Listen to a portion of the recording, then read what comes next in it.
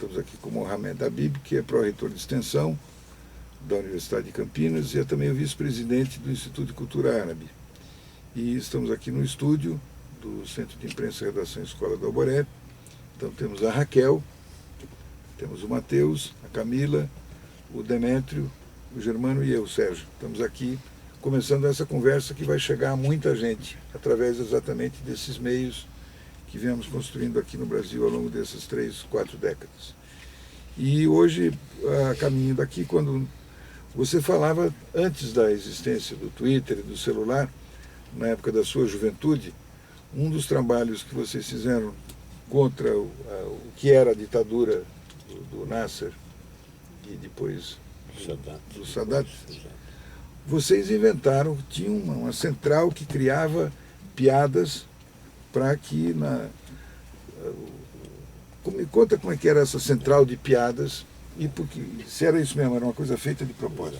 O povo egípcio, de um modo geral, ele é um povo conhecido e reconhecido por um povo de piadas. Então, provavelmente o país que mais conta piadas do planeta seja o Egito, né? Porque é a ferramenta para tudo. Então, qualquer coisa, ele resolve através da piada, né? E em épocas de opressão, onde você precisa atingir a população, onde você precisa enviar mensagens curtas e rápidas e eficientes, pela cultura do egípcio, a piada é o melhor instrumento, né?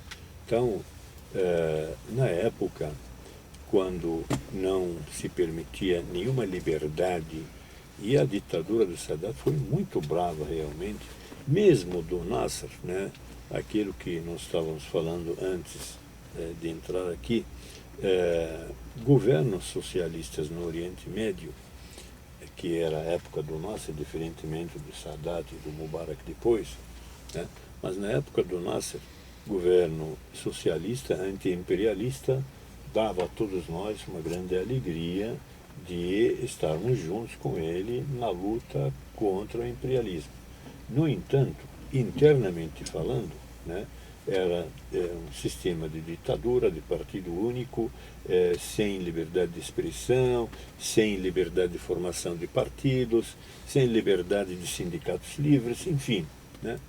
Então, a única válvula de escape que os movimentos populares tinham era o palco, né, da piada e do teatro, né?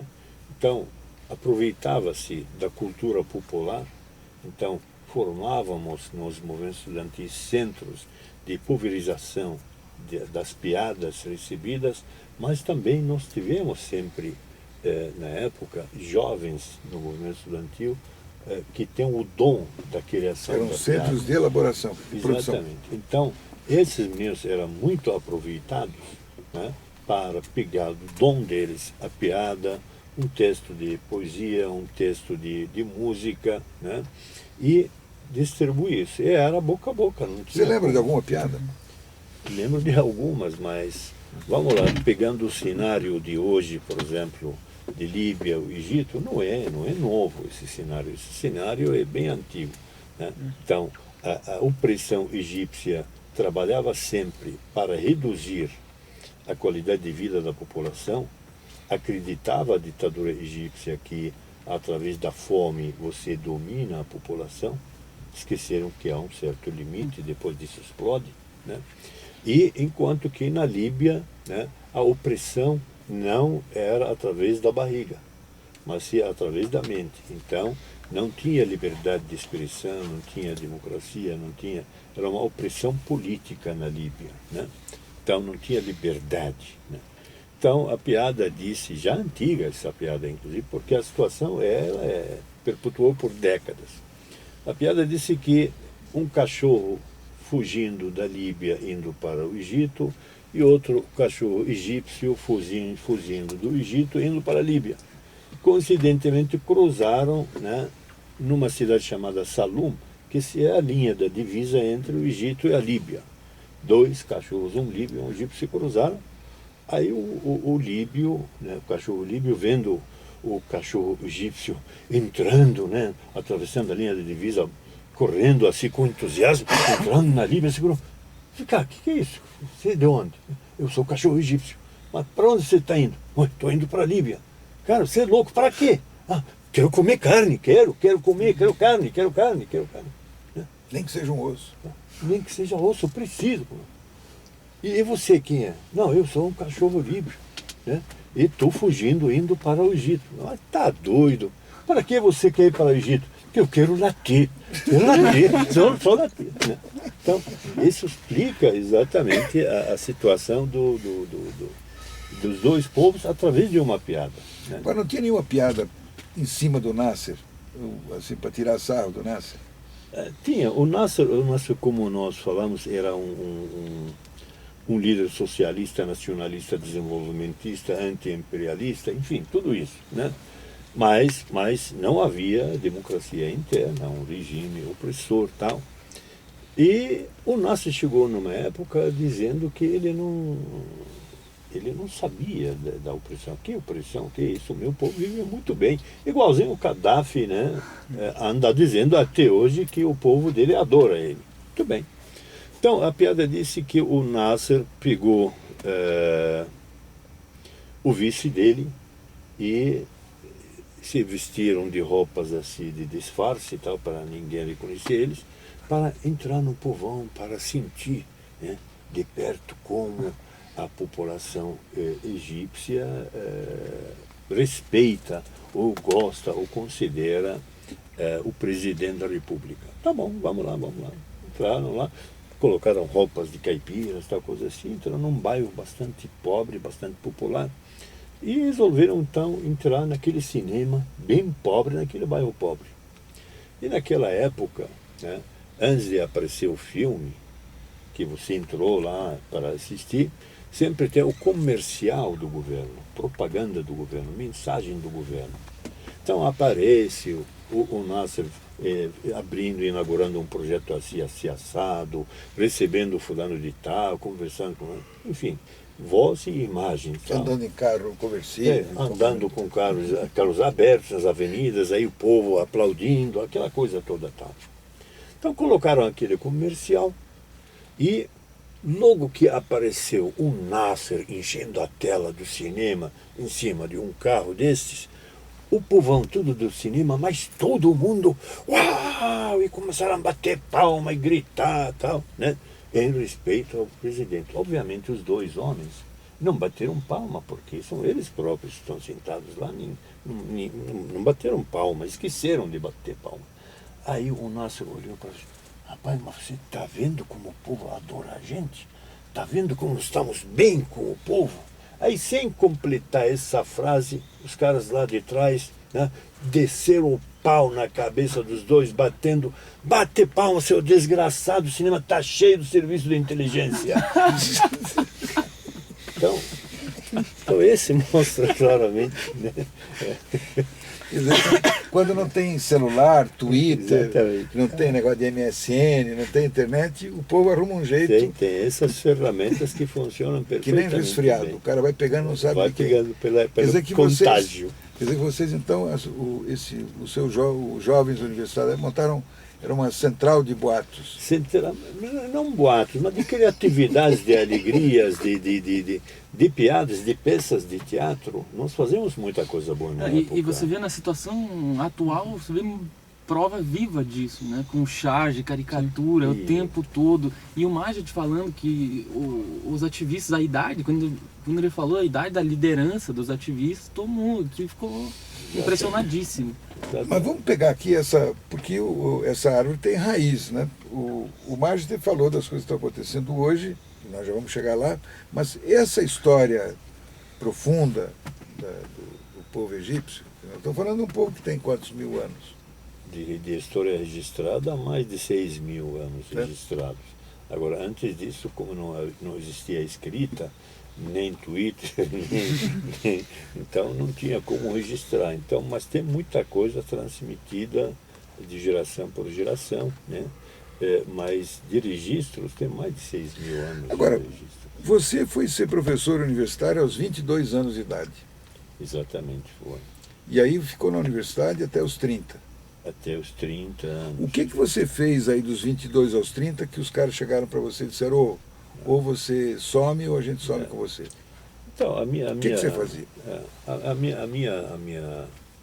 Eu nasci no dia 25 de janeiro de 42. Então pronto, a partir daí. Esse foi o grande presente. Exatamente.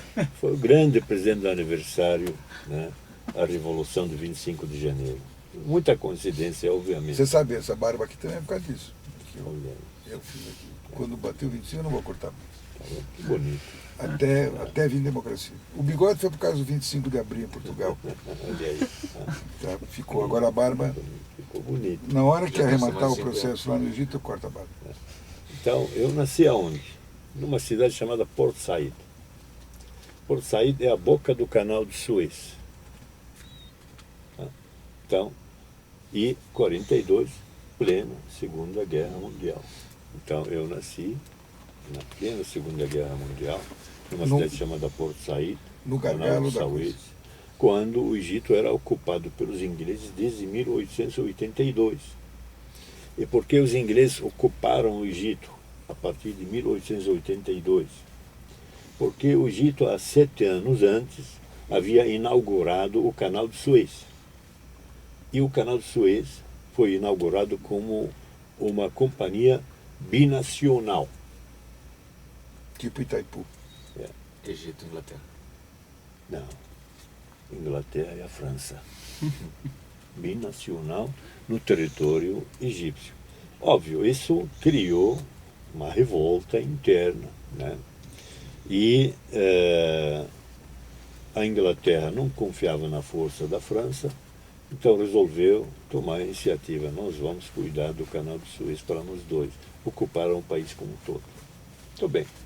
Então, quando veio a Primeira Guerra Mundial, portanto, muito tempo antes de eu nascer, de 1914 a 1918, a Inglaterra e a França sempre eram amigos, aliados, eram países fortemente emergentes e já estavam no auge, né? Enquanto que a Alemanha e os turcos, o Império Turco-Otomano, estavam em queda. Então, os ingleses procuraram os líderes árabes, governantes árabes, e falaram, o que vocês acham? Se vocês nos apoiam nessa grande guerra, que nós vamos entrar agora contra a Alemanha e contra a Turquia, todos vocês árabes serão independentes do Império Turco-Otomano. E os árabes acreditaram. Os árabes acreditando, aconteceu a guerra e, de fato, a Inglaterra e a França honraram o compromisso. O mundo árabe tornou-se livre do Império Turco-Otomano. O que não foi dito, né, é que, em substituição, serão ocupados e colonizados pela Inglaterra e pela França. Muito bem. Então, nós estamos falando de uma época muito triste e que se estendeu, né? Criaram a Liga das Nações, os 4 países que ganharam a Primeira Guerra Mundial, a Inglaterra, a França, a Rússia e os Estados Unidos, criaram a Liga das Nações, que hoje é chamada a ONU, a Organização das Nações Unidas. Mas a Liga das Nações, tanto quanto a ONU, tem um papel: legalizar os desejos dos que ganham as grandes guerras. Só isso. Para dar o caráter institucional, né, de todas as iniciativas e decisões que eles tomam. Então, o mapa do Oriente Médio ele foi desenhado logo após a Primeira Guerra Mundial. Né? Papel e lápis no mapa. Se você olhar os estados que foram criados, a linha reta. O mundo inteiro, as divisas entre um país e outro, é um rio, é um mar, é um lago, é uma montanha, um deserto. Né? São obstáculos naturais. Esses que faziam a divisa entre países. Né? O mundo árabe não. São linhas retas, né, feitas no mapa de fato. Muito bem. Então, o tempo passa, o mundo árabe ocupado militarmente pelos ingleses e franceses, né? A importância do petróleo começa a partir da Primeira Guerra Mundial, o que levou a esses 2 países a elaborar esse plano, esse acordo falso com os árabes, e depois, então, começa a dominação e os acordos com as famílias governantes daqueles países. Então, imagine, por exemplo, em 1922, criaram um país chamado Arábia Saudita. Foi fundado em 1922. Arábia Saudita, dois países juntaram num só e deram para uma família chamada família Saud. Então, Saudita é da família Saud. Que nem, por exemplo, alguém... que leva o nome de uma família. De uma família. Que nem, por exemplo, né, Estados Unidos me dá o Brasil, eu chamo isso aí de Habibilândia. É o meu país. Foi assim que o mundo árabe era tratado pelo Império Britânico na época. Começa então a partir daí. Então eu nasço em 1942, no dia 25 de janeiro, plena Segunda Guerra Mundial, né? E começo a crescer o canal de Suez ocupado militarmente, cresço vendo movimentos populares pela resistência contra a ocupação britânica, e começo desde criança a aprender na escola que esse é um crime contra o povo egípcio. Quando meu pai, um homem simples, né, me viu milagrosamente, porque nunca foi de meu hábito, mas por azar, naquele ano, ele foi o primeiro da classe. Ele? Eu. Você? Eu fui o primeiro da classe por azar, porque nunca foi meu hábito, né? Eu sempre fui um estudante comum, médio e tal, curtia mais coisas de alegria, de arte, coisas assim, e não era um CDF, não, nunca foi. Mas naquele ano, por azar, fui o primeiro da classe. Meu pai ficou tão emocionado. Que idade você tinha? 11 anos.